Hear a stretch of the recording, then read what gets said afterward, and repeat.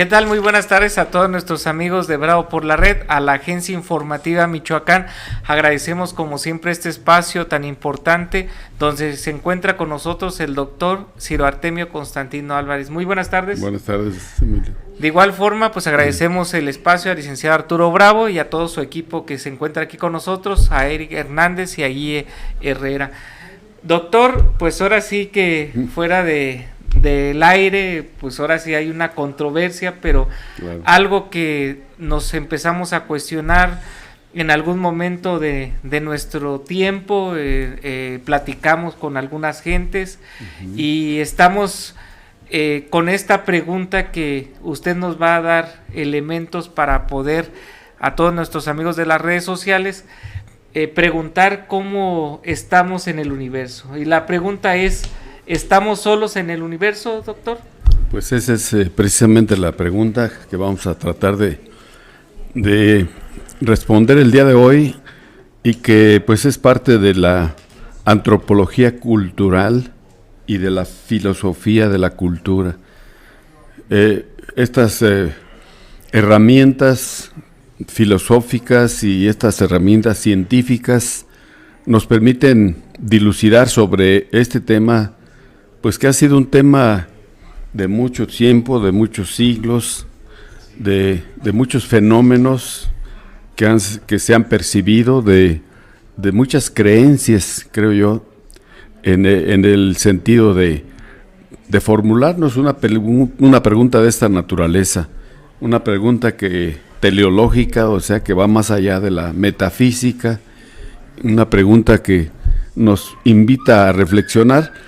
Porque como sabemos, el siglo XX, que terminó hace 20 años y que nos dejó una herencia múltiple de muchas aportaciones, el siglo XX representa para el ser humano en la actualidad el siglo de mayores desarrollos, de mayores respuestas, de mayores incógnitas también, de que se ha formulado el hombre. Entonces es un siglo donde pues tenemos cantidad de filósofos del siglo XX, cantidad de científicos también que han aportado toda una revolución científica para especular y para desarrollar metodologías sobre determinados fenómenos que ocurren en nuestro entorno y que es parte pues también de nuestro proceso de vida. Pensar el siglo XX es adentrarnos a él. Pensar el siglo XX es cuestionar lo que pasó en el siglo XX y valorar todo aquello que también nos dejó el siglo XX, porque es un siglo en donde representa como una pirámide que eleva al hombre a la cúspide, hasta el vértice, y que en esa cúspide, en este cúmulo de esfuerzos, pues ha llegado a un punto, ¿verdad?, donde la antropología cultural permite explicarnos y decirnos lo que es el hombre. El hombre es una criatura que tiene muchas dimensiones. El hombre es un ser, pues un ser completamente diferente a muchos seres que se han encontrado en el mundo. El hombre es una criatura que se distingue fundamentalmente por su capacidad cerebral, que es la maquinaria más perfecta que tiene el hombre, el ser humano, y con la cual desarrolla algo importantísimo que la especie animal no puede desarrollar, como es imaginar y desarrollar el pensamiento a través de nuestras capacidades y poder vernos a nosotros mismos en diferentes maneras, en diferentes formas, para que podamos responder a muchas preguntas, no nada más a si estamos solos en el universo, sino pues quiénes somos como criaturas, como herencia de este planeta que tiene pues 500 millones de años, este planeta, y el hombre apenas tiene 1 millón de años. Entonces, ahí empezamos con las relatividades, ahí empezamos con las incógnitas, empezamos con este proceso de lo que vienen haciendo en el mundo, pues muchos científicos de muchas líneas de formación, de muchos objetos de estudio, ¿verdad? Hay científicos que son de las ciencias matemáticas, que es el primer continente de las ciencias, que se da en Grecia con Pitágoras, con Tales de Mileto, que son hombres extraordinarios y que pudieron demostrar su capacidad analítica para desarrollar ese pensamiento de la lógica y que se aúna al proceso y a la formación de los procesos matemáticos. La lógica es parte de la matemática. La matemática es también un adjetivo fundamental de la lógica. Entonces, es una relación que ya requiere una mentalidad avanzada, es una mentalidad moderna, es una mentalidad ya de sociedades que están muy bien formadas, que tuvieron ya sus primeras escuelas, como la sociedad griega. La Academia de Platón es la primera universidad en Europa que se funda por Platón, allá por el siglo V antes de Cristo, y luego Aristóteles, el máximo pensador griego, que también funda una academia, funda un liceo. Él le llamó el liceo, la escuela de los peripatéticos, o sea, la escuela donde se enseñaba a los alumnos caminando, y así lo veíamos a Aristóteles caminar en los jardines de esta universidad, y lo veíamos que traía siempre a un lado y a otro alumnos que le escuchaban atentísimos, ¿verdad?, de cualquier disertación que podía estar formulando este gran filósofo como lo fue Aristóteles. Aristóteles sabemos que fue alumno de Platón. El alumno de Platón y Platón a su vez fue alumno de Sócrates. Sócrates, Platón y Aristóteles, los tres grandes pensadores griegos que seguramente se formularon esta misma pregunta. Seguramente muchos de ellos voltearon al universo, voltearon al cielo y vieron pues con mucho asombro esas dimensiones tan grandes, ¿verdad?, que tiene el universo, y pudieron formular respuestas de acuerdo a su tiempo, a su capacidad, a su desarrollo mental, a esa integración social que logró Grecia en el siglo V, porque el siglo V es el siglo de Pericles, es el siglo clásico, es el siglo donde se construye en la ciudad de Atenas todos esos palacios que ahora son ruinas, pero que existieron. Ahí están las ruinas, ahí están documentalmente cada uno de los elementos que formaron esa ciudad blanca, clásica, extraordinaria, esa ciudad que ninguna otra cultura pudo realizar, pudo tener, como la ciudad de Atenas. Se consideró la ciudad perfecta, porque ahí está el Partenón, y el Partenón representa en su construcción de 8 columnas al frente y 8 columnas al fondo, representa las dimensiones que se sacan del cuerpo humano. O sea, cuántos pies del cuerpo humano, cuántos brazos del cuerpo humano tiene cada una de las partes, las columnas, el espacio que hay entre columna y columna, etcétera, y luego el interior del Partenón, que fue construido por Fidias, el gran arquitecto griego, el mejor de todos, es este gran hombre extraordinario que se llamó Fidias, y le ayudó Ictinos, es un escultor también, es un gran artista, y entre los dos diseñaron el templo más perfecto de la historia de la humanidad, el Partenón. Por eso, cuando pues se va a Grecia, a las ruinas de Atenas, pues se tiene que detener uno para contemplar aquello y para encontrar muchas respuestas de las cuales el hombre siempre habrá de formular y seguir formulando. Entonces, En este mundo de la sociedad griega, ese mundo que llegó a su etapa máxima en el siglo V, que se le llama el siglo de Pericles, porque Pericles era un guerrero y Pericles se reunía con los demás ciudadanos en un lugar especial donde se juntaban todos los ciudadanos, pero ser ciudadano tendría que tener una propiedad. Para ser ciudadano tendría que tener una propiedad, tendría que estar dentro de una sociedad, de una élite, dentro de una distinción especial de su propia preparación, formación, etcétera, culturalmente, socialmente, económicamente, en todos los sentidos. Entonces, había una plaza que se llamaba el Ágora. El Ágora era una plaza donde cabían 50,000 gentes, porque esa era la población de ciudadanos en Atenas, 50,000 ciudadanos. Y en el Ágora se reunían todos y ahí se tomaban las decisiones. Entonces, pero eran decisiones que se proponían ante el Ágora de hacer determinadas tareas.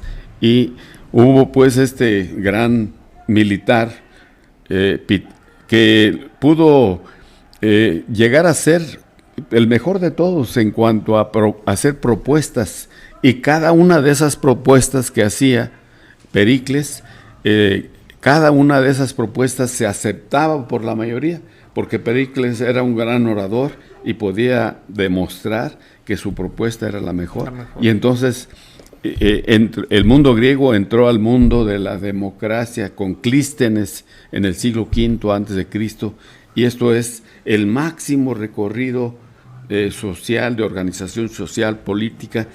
En la ciencia política de aquella época, llegar a la democracia que propuso Clístenes es llegar a ser una sociedad perfecta, una sociedad equilibrada, una sociedad justa, en donde se repartía todo de acuerdo a la aceptación que tenían todos los ciudadanos. Se tomaba una decisión para detener a un combate o para enfrentar a unos invasores, etcétera, lo que fuera, pero todo se hacía bajo la consulta del pueblo, bajo la consulta de los ciudadanos, porque en Grecia la máxima representación la tenían los ciudadanos, y ellos eran los que proponían, y entonces en el Ágora se tomaban esas decisiones. Entonces este mundo griego pues nos heredó muchas cosas extraordinarias. Los mejores arquitectos, como fue Fidias, escultores, los mejores pensadores, Sócrates, Platón, Aristóteles, los mejores comediantes de aquella época, Aristófanes, que escribe Las nubes, y que escribe obras para que el pueblo se divierta, también en la creación de los anfiteatros que crearon los griegos. Todo eso con escalinatas así hacia abajo, y hacia abajo estaba el medallón donde participaban los actores, y ahí en ese espacio de la escena, ahí tenía lugar pues las representaciones de las tragedias, que entre ellos estaba Esquilo, Sófocles, Eurípides, y en la sociedad griega pues ya había la medicina. Hipócrates era el gran creador de la medicina, y en cada uno de los renglones de la vida social y pública tenían lugar las propuestas que ahí mismo se realizaban. Por eso la sociedad griega es una sociedad que nos deja lecciones para siempre. Es una sociedad que nos llega después hasta el Renacimiento, porque el Renacimiento en el siglo XV se trata de recordar otra vez a los griegos, de regresar al mundo griego, porque el mundo griego pues se había extinguido, y el mundo griego había pasado por una etapa de crisis que fue toda la Edad Media, todo lo que fue esos 10 siglos de dominación feudal, de dominación aristócrata, en el sentido de que pues había familias, reinos que vivían de lo que el pueblo trabajaba, el del de lo que el pueblo aportaba, y eran pues las aristocracias en los distintos países de Europa. Por ejemplo, en Francia estaban los Luises, Luis XI, XII, XIII, XIV, XV y XVI, que es el que le toca enfrentar la Revolución Francesa de 1789. Entonces, Alemania también estaba así, organizada a través de monarquías, de esas monarquías patriarcales. Francia, Europa, la Gran Bretaña, allá más allá del mar, en un imperio que fue la Gran Bretaña, y donde nace también la ciencia como tal, la ciencia que presenta todo un proceso, una metodología, un desarrollo, es la que tiene esa capacidad. Por eso Inglaterra es un pueblo que está presenciando e impulsando lo que es la época moderna, contemporánea, a partir de la revolución industrial que se hace en Inglaterra. En Inglaterra se siembra por primera vez el capitalismo, y en Inglaterra es todo un sistema político, económico, el que se establece ahí, y de donde se derivan después ese sistema y se traslada a otros lugares, a otros países, para que siguieran ese modelo económico, político, social, cultural, etcétera. El hombre, pues, cuando nace, no nace con conocimientos, el hombre no nace con nada, no tiene nada. Cuando nacemos, somos seres indefensos totalmente. Cualquier animal es superior al hombre, porque cualquier animal se desarrolla, se desenvuelve a través de los instintos. Un animal tiene el instinto de caminar pronto, y a los 2-3 días ya está caminando. En cambio, el hombre pues tiene que esperar las etapas evolutivas hasta que logra tener esa capacidad. Entonces, el hombre no nace con cultura, la cultura la va haciendo el hombre en toda su vida, a medida que él se esfuerza por aprender, porque el aprendizaje nada más es a través de mí mismo. El aprendizaje no es que tú te aprendas o aquel se aprenda, no, es que cada quien tiene que esforzarse para aprender. Y entonces, en esta dimensión, pues dibujamos solamente esta etapa del Renacimiento, porque ahí se van a dar procesos de gran dinamismo, de gran transformación, de dialéctica, de cambios, de transformaciones, de aquel mundo que era muy pequeño. Eran sociedades pequeñas, como la sociedad de Atenas, era una sociedad de 50,000 gentes, y así los pueblos que había en todas las islas. Eso fue una cosa afortunada, porque el Mediterráneo estaba lleno de islas, y en cada una de esas islas había un grupo, una población griega, pero una población griega que tenía su propia autonomía. Por eso se llamaban las ciudades-estado. Cada ciudad-estado se regía por su propia mano. Y así estaba lleno el Mediterráneo. Las espóradas, o sea, son islas aisladas, y luego hay otras islas que se juntan en collares, etcétera, y forman determinados fenómenos. Entonces, ese mundo griego, lo que quiero decir es que estableció el desarrollo del pensamiento, el desarrollo de la creatividad, el desarrollo de la ética, para entender que la conciencia del ser humano es lo más importante en la vida. Cuando se logra tener conciencia, es con la ciencia como el hombre valora lo que es bueno y lo que es malo. Y entonces se tiene conciencia, y la sociedad griega logró eso con sus filósofos, con Sócrates, Platón y Aristóteles. En aquel tiempo todavía, un solo hombre podía aprender todo lo que se sabía en ese tiempo. Y ese solo hombre que sabía de todo se llamó Aristóteles. Aristócles era su nombre, pero todos prefirieron llamarle Aristóteles. Y su padre era un rey de Macedonia. Macedonia está al norte de Grecia, y allá Filipo II fue el padre de Aristóteles, y lo mandó a Atenas a que entrara a la academia y fuera alumno de Platón.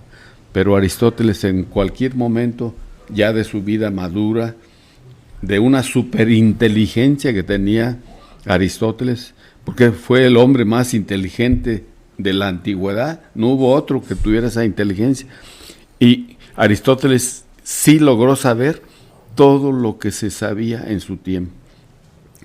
Si pusiéramos en extenso esta idea, ¿verdad?, de comprobar qué tanto sabemos, llegaríamos a la conclusión de que en este momento nadie puede lograr saber todo lo que hay que saber en el mundo, porque ya no es posible que un solo ser humano pudiera tener esa capacidad.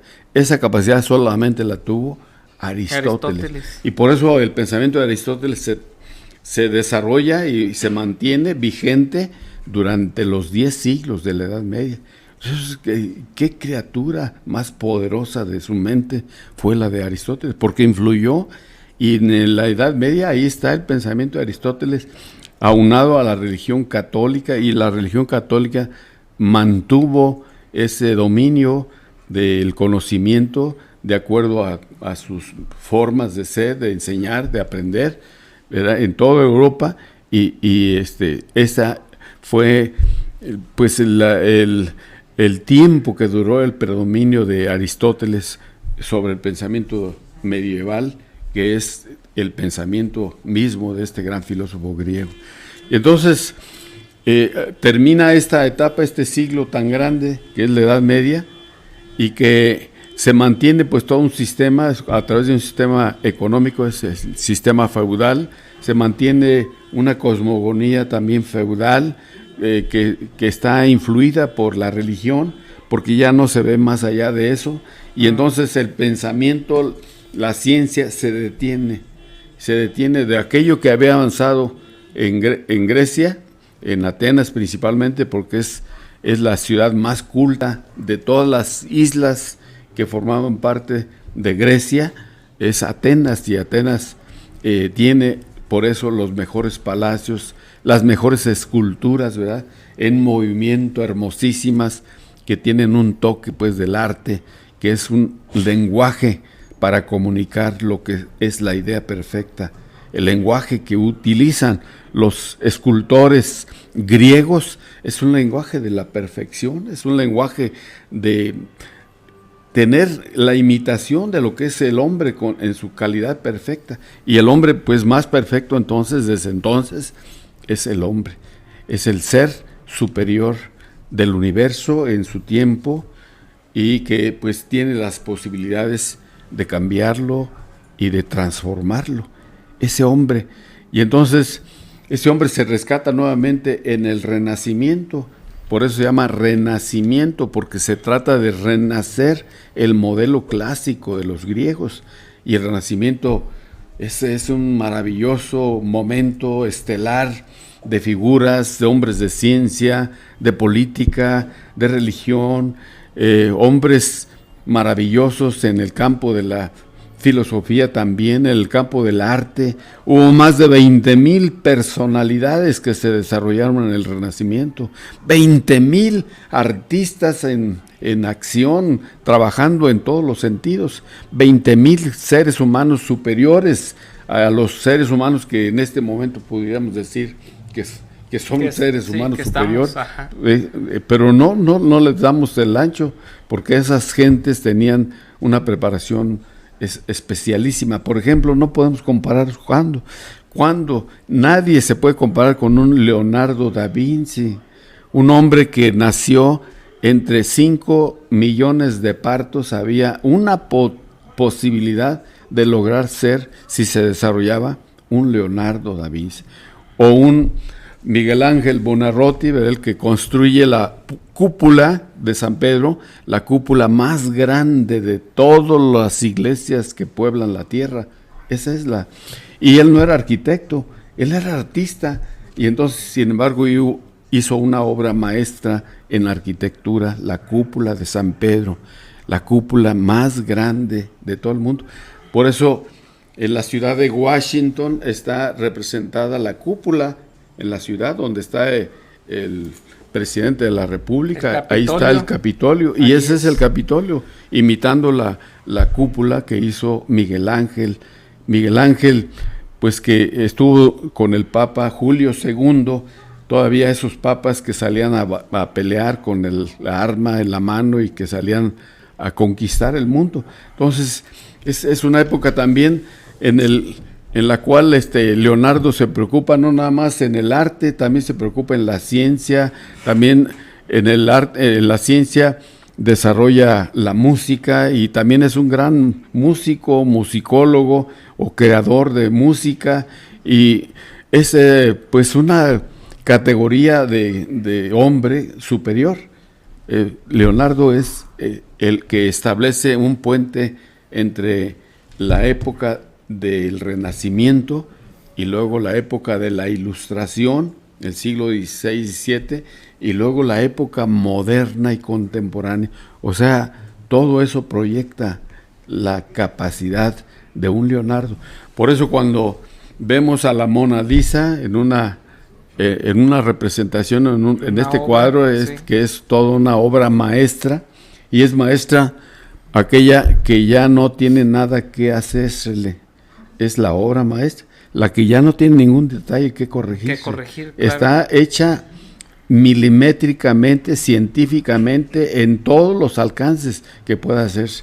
Por eso tomar este ejemplo, pues es preguntarles, ¿verdad? Nuestros artistas tendrían la capacidad de hacer una obra de esta naturaleza.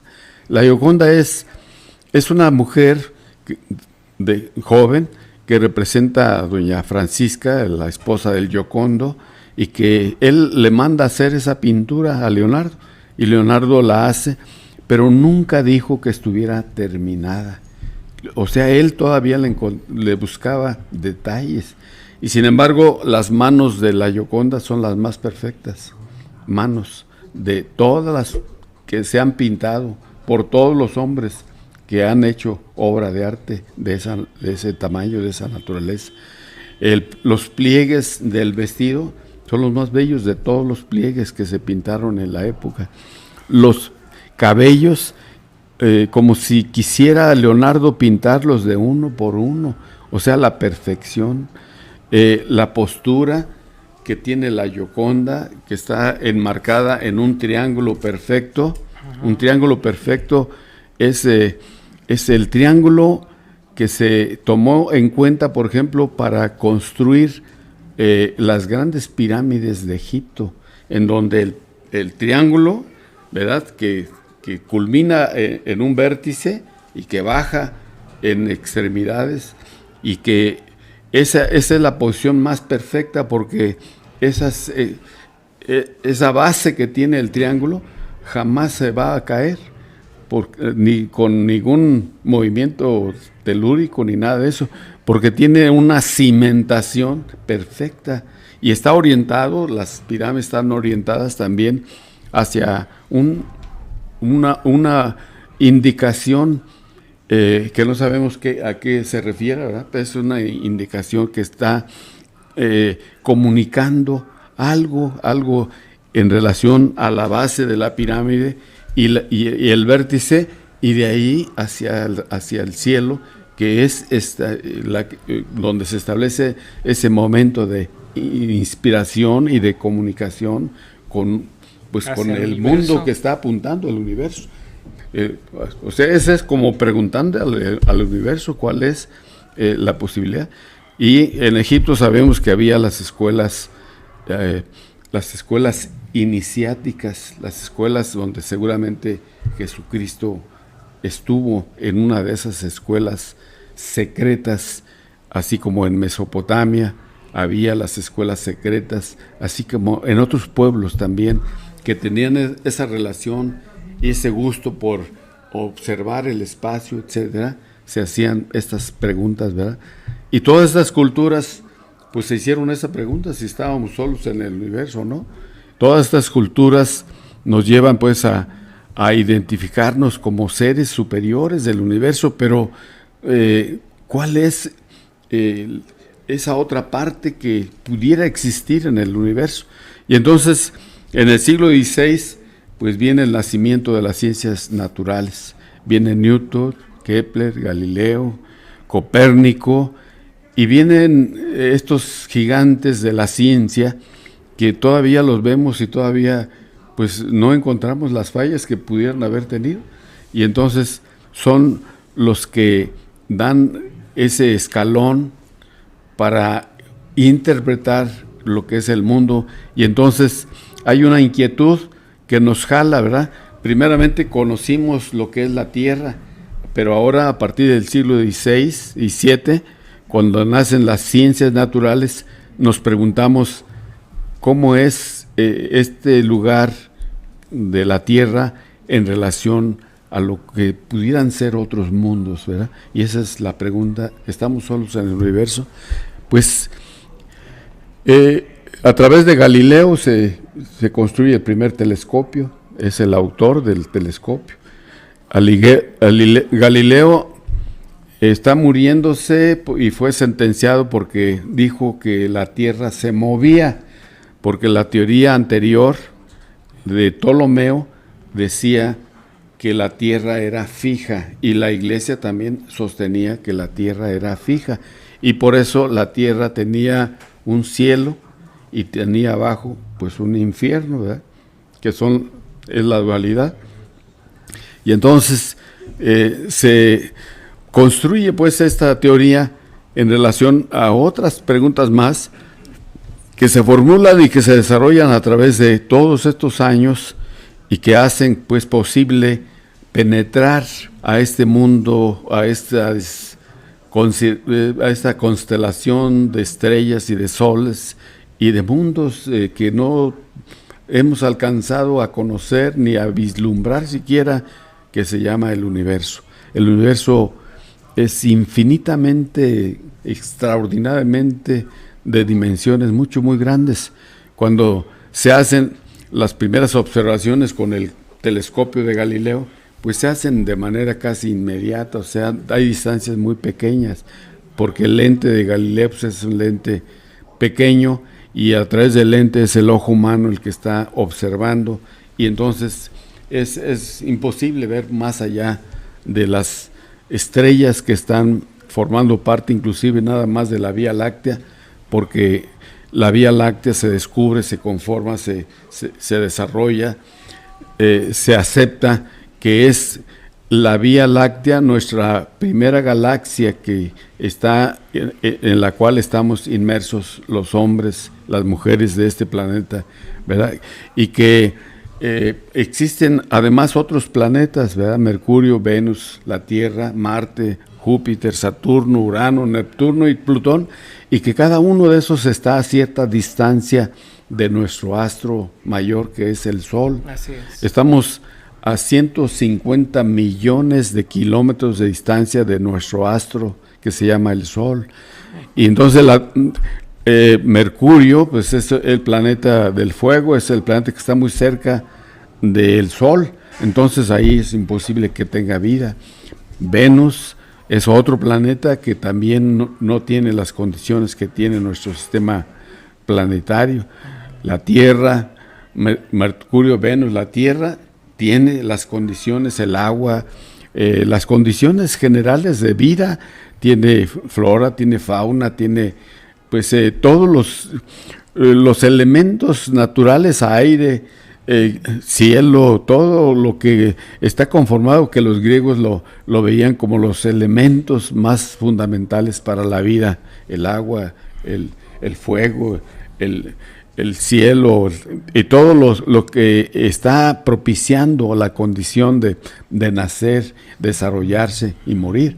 Entonces, este es el mundo maravilloso que nos enseñan, ¿verdad?, estos grandes científicos del siglo XVI, en los cuales se apuntalan todas las teorías nuevas que después van a desarrollarse más adelante, como lo fue Carlos Darwin al hacer el estudio de la antigüedad del hombre, al hacer de dónde viene el hombre, cómo se fue desarrollando el hombre, y él crea la teoría de la evolución.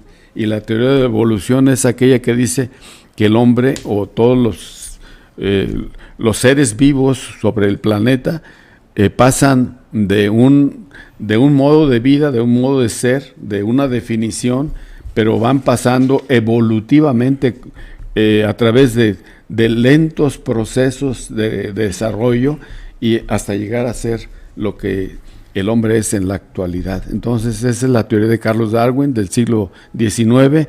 Es una teoría en la que puso toda su capacidad y todos los días que le quedaron de vida para crearla y para publicar esta obra monumental que enloqueció a los europeos y a los hombres de ciencia, la teoría de la evolución humana. En el siglo XVIII también hubo otro gran personaje que se llamó Hugo de Vries, era un botánico holandés. Hugo de Vries descubrió la teoría de las mutaciones. ¿Y qué es una mutación?, se preguntaba Hugo de Vries.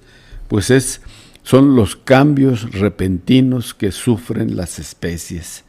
Y él lo hizo como botánico que era, en una planta que él observó, se llamaba la planta Enotera nocturna. Es una sencillísima planta, pero descubrió que en un momento dado esa planta se transformó, y eso le llamó mucho la atención. Se transformó, ya no tenía nada de lo que había sido la planta original. Cambió totalmente. Totalmente, y de manera así, completa. Entonces eso llegó a demostrar que era una mutación.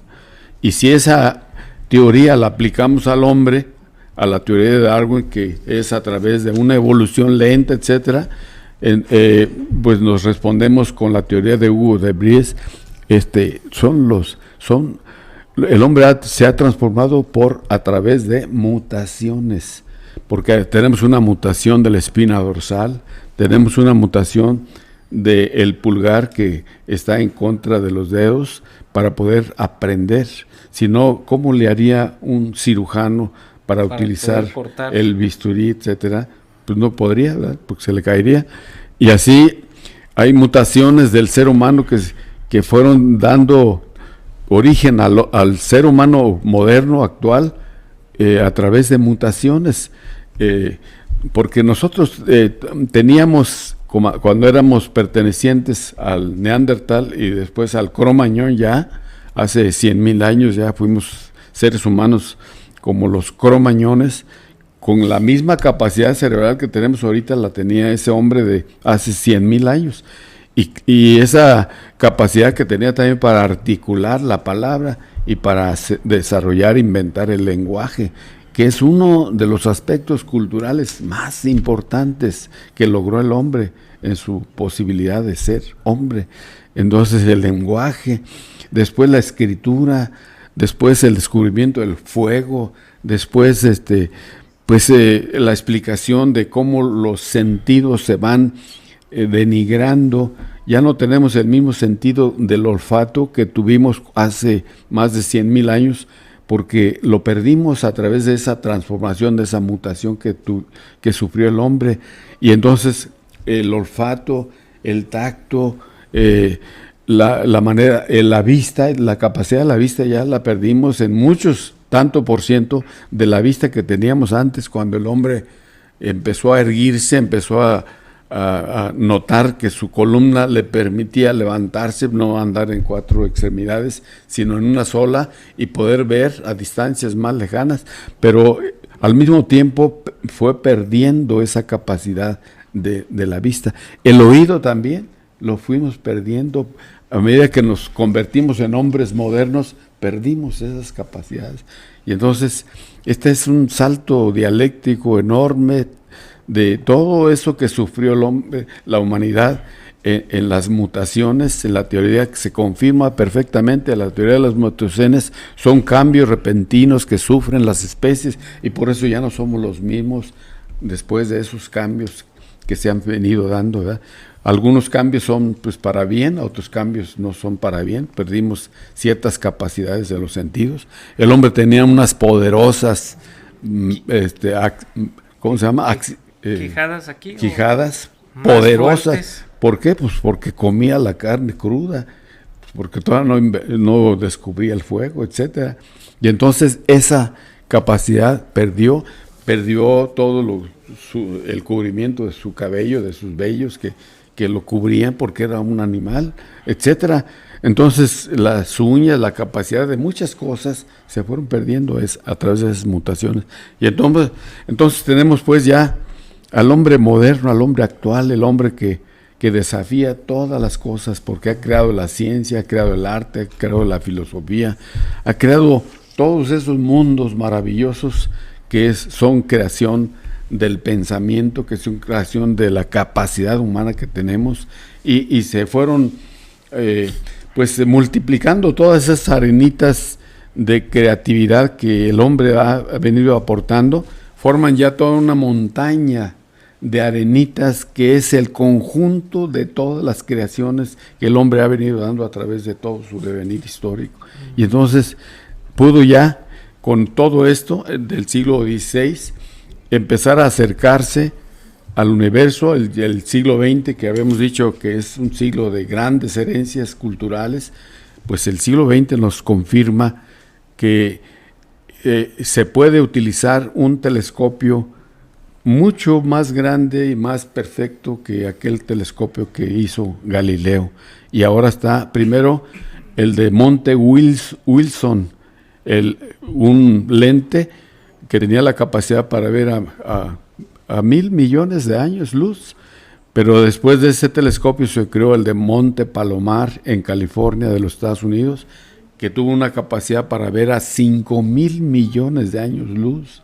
Y entonces empezó a asomarse el hombre hacia el universo y empezó a conocer que el universo no es nada más nuestra Vía Láctea como la única galaxia que existe, sino que el universo hay miles y miles y miles de galaxias. Y si hay miles y miles de galaxias, hay miles y millones de estrellas o de cuerpos que existen flotando alrededor de las galaxias, porque las galaxias siempre tienen como consecuencia un sol que las hace atraer y que las hace girar a sí mismos. Entonces la galaxia, la Vía Láctea es nuestra galaxia, y por eso nuestro sistema planetario gira, y por eso el girar hace que se haga una espiral, ¿verdad?, en donde se alarga hacia arriba, pero se angosta en el centro, se acorta, y entonces forma esa dinámica, y esa dinámica es la que mantiene, a través de lo que dijo Newton en su ley de la gravitación universal, de que todos los cuerpos caen hacia su propio peso y sobre las fuerzas que tiene la Tierra, ¿verdad?, para atraer a esos cuerpos que caen. Y si caen, pueden caer ya se demostró a la misma velocidad si se ponen en un tubo de ensayo que es el vacío, porque en ese tubo de ensayo que es el vacío, 1 kilo de paja puede caer a la misma velocidad que 1 kilo de oro, porque está en el vacío. Y esa es una extraordinaria aportación, ¿verdad?, que hace Newton a través de la ley de la gravitación universal. Y así fueron confirmándose muchas teorías para conocer el universo. Entonces el universo fue ampliando su visión, porque 5,000 millones de años luz, ese universo que está en California, es un telescopio muy superado, porque tiene una cámara que inventaron los alemanes que se llama la cámara Schmidt. Esta cámara Schmidt es capaz de alcanzar a ver a 5,000 millones de distancia del universo. Y entonces, ¿por qué? ¿Cómo le hace? Pues es a través de muchas tomas, muchísimas tomas, cientos de tomas, como en una sesión, ¿verdad?, para observar el universo, mi telescopio de Monte Palomar pues alcanza estas dimensiones, y lo hace a través de muchas fotografías, y luego cuando se hace el revelado de todas esas fotografías, aparecen como pequeñas manchitas apenas perceptibles al ojo humano, que no podría ser el ojo humano pues el capaz de lograr percibirlas a través de toda esa distancia. Y no sería capaz, porque también A través del telescopio se aumentan las moléculas, aquí está el telescopio, entonces aquí está todo lo que es la atmósfera. En la atmósfera hay muchas moléculas y entonces si las moléculas se agrandan a través del lente que tiene el telescopio, entonces forman una densa cortina y esa densa cortina no permite alcanzar a ver más allá de esa cantidad. Interfiere totalmente y hasta ahí llegó. Esa posibilidad del hombre para ver el universo, para conocer el universo. Sin embargo, pues ya en estos momentos en que se desarrolló la física, la química, la biología, la cosmografía, que es la primera ciencia que hace la irrupción para el conocimiento del universo, por eso se llama cosmografía. Estudia el cosmos a través de la cosmografía, y entonces esa visión del mundo es una visión pues que nos permite acercarnos, y cada vez está la inquietud del ser humano moderno, contemporáneo, de ver qué hay más allá. Y entonces se han inventado otras cosas para estar en plataformas allá en el espacio y poder salvar esa nebulosa que se forma en el telescopio, y entonces se forma una plataforma, y en esa plataforma hay posibilidades de ver más allá, ¿verdad? Y entonces es lo que está haciendo, y a través ahora de muchos elementos tecnológicos, de irradiaciones y todo eso, se permite también ver que vienen irradiaciones desde puntos muy lejanos. Ahora se calcula pues que no nada más es una galaxia la que está formando nuestro sistema planetario, sino que la galaxia más cercana a nuestro Sol se llama Alfa del Centauro. Esta galaxia Alfa del Centauro, si la pudiéramos medir en kilómetros, está a 30.720.000.000.000 de kilómetros de distancia. Esta es la más cercana. Y es una galaxia que nuestro Sol, nuestra galaxia tiene 100.000 millones de estrellas, de elementos, de planetas, de todo lo que tenemos en nuestra galaxia. Y la galaxia que está más cerca de nosotros, Alfa del Centauro, está con mayor capacidad que la propia Vía Láctea, y así hay galaxias mucho más grandes. Andrómeda, por ejemplo, es una galaxia más grande que nuestra propia, que tiene 130.000 millones de estrellas, de soles, de cuerpos, que está allá observándonos, pero que las dimensiones pues de todo este sistema del espacio, del universo, es un sistema que tiene aproximadamente, ya lo han dicho los físicos, los matemáticos, los científicos, astrofísicos que se encargan de estudiar el universo actualmente. Estamos contemplando 1.000 millones de galaxias. Entonces, ¿a qué distancia estará la galaxia más lejana? Pues no sé, porque también el universo no está estático, el universo también se está transformando. Las estrellas que están en las galaxias, también soles que nacen y soles que mueren, también otro grupo de cuerpos interestelares que están en ese proceso dinámico de nacer y morir, y nunca está fijo el universo, siempre está en movimiento. Y este es el reto más grande del hombre, de llegar a interpretar, a conocer qué hay detrás de todas esas galaxias. Y pues la pregunta es, ¿estamos solos en el universo?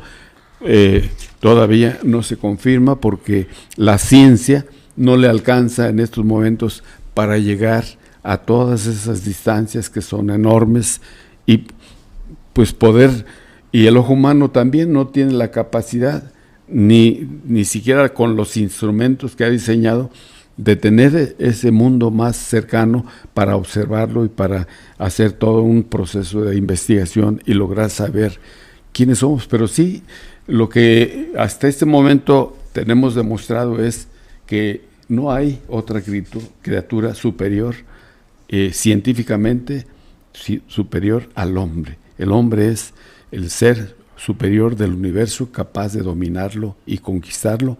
Y se cayó aquella otra teoría que decía, el hombre es un ser infinitamente pequeño que se mueve en un astro impotentemente. Porque ¿qué es el hombre frente al universo, frente a los astros, frente a una galaxia, frente a otros mundos? Pues es nada. También se vería reflexionado a sí mismo, ¿sí? O no alcanzaría a tener esa capacidad, y por eso toda la definición de lo que es el hombre no está acabada, aunque tenga la ciencia, aunque tenga todo lo que se ha adelantado a través de este gran proyecto que es la ciencia, porque ninguna otra criatura es capaz de hacer ciencia más que el ser humano, y ninguna otra criatura tampoco es capaz de formular utopías para poder desarrollar incógnitas de lo que es el hombre en el universo. Y eso es lo que siempre estará presente en nuestra capacidad de pensar y de hacer para el bien de los demás, ¿verdad? Para este mundo que está iniciando el siglo XXI y que es el 2020, ¿verdad? Que es tema de muchas otras oportunidades de pensar. Excelente pregunta, doctor Cibatemio Constantino Álvarez. Muy acertada esta reflexión. En verdad nos deja pues para investigar, nos deja tarea para poder pues, analizar algunas otras cosas, pero importante lo que usted dice es centrarnos en el mismo ser humano, que es el más importante, que debemos de cuidarnos, que debemos de ser mejores, que debemos de apoyar a la misma humanidad para seguir creciendo, porque pues todavía nos falta mucho por aprender, estamos muy lejos de alcanzar esa grandeza, y efectivamente todo lo que ha pasado en este tiempo, pues hemos hecho muchas cosas, pero nos hace falta muchas cosas por resolver. Así es, ¿Algún saludo en especial, doctor? Pues nada más a nuestro maestro de la Ciudad de México, el maestro Estrada, de la Secretaría de Educación. Lo saludo con mucho respeto. Sabemos que ya está en proceso por terminar su último libro y que pues nos ha prometido enviárnoslo para poder hacer alguna reflexión sobre este trabajo que a él le interesa mucho y que seguramente va a hablar de educación, porque él durante toda su vida la entregó a esto, a la educación, y fue pues director de nivel primaria en todo lo que es ahorita la Ciudad de México, y creo que es una gran experiencia, así como muchas otras experiencias que se tienen de esta institución que va a cumplir el año que entra 100 años, ¿verdad? La Secretaría de Educación Pública, el 12 de octubre de 2021 estará cumpliendo 100 años. Y sobre ese tema, pues vamos a seguir pensando y desarrollando y platicando para todos nuestros seguidores. Mucho gusto a todos nuestros seguidores, los felicito por su seguimiento a este programa y pues les encarecemos que lo difundan más, ¿verdad?, entre sus compañeros. Por allá mis alumnas de Saucillo, Chihuahua, nos siguen saludando mucho y les mando también muchos saludos, y así a muchas familias que conocemos, a muchas instituciones que también conocemos, nos vemos reflejado en nuestra manera de ser y de sentir, siempre en apoyo a la humanidad. Muchas gracias, doctor.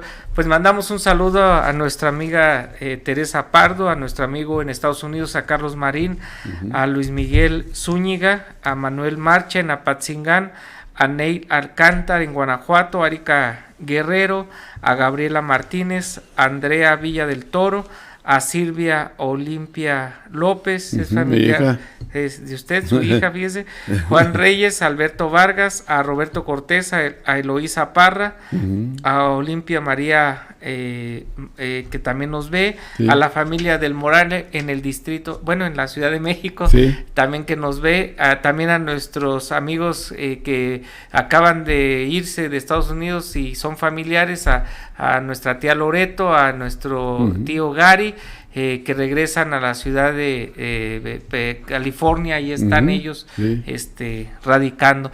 Y bueno, pues a todos ustedes agradecemos, como dice el doctor, su preferencia. Sigan la programación de Bravo por la Red. También les pedimos que soliciten su playera, que ya ha anunciado nuestro director general, licenciado Arturo Bravo. Comuníquense aquí en la agencia, ya aparece el teléfono para que soliciten esta playera muy bonita de Bravo por la Red. Y agradecemos como siempre en los controles al licenciado Eric Hernández por esta transmisión especial que siempre con esta calidad puede llegar a cada uno de sus hogares. De igual manera, a nuestra amiga Guilla Hernández le agradecemos todo su apoyo. Y a todos ustedes les deseamos muy buena tarde.